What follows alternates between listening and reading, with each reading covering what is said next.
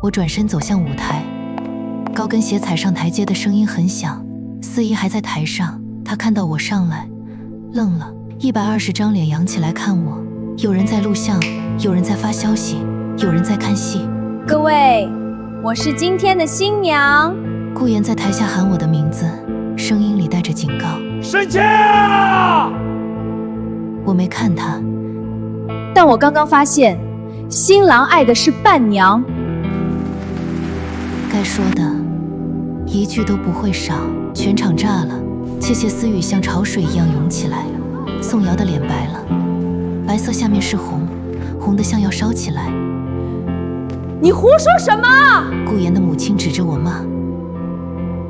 我没胡说。我手里有购物小票，有开房记录，有聊天截图，但我现在不说，我要让他们求我说。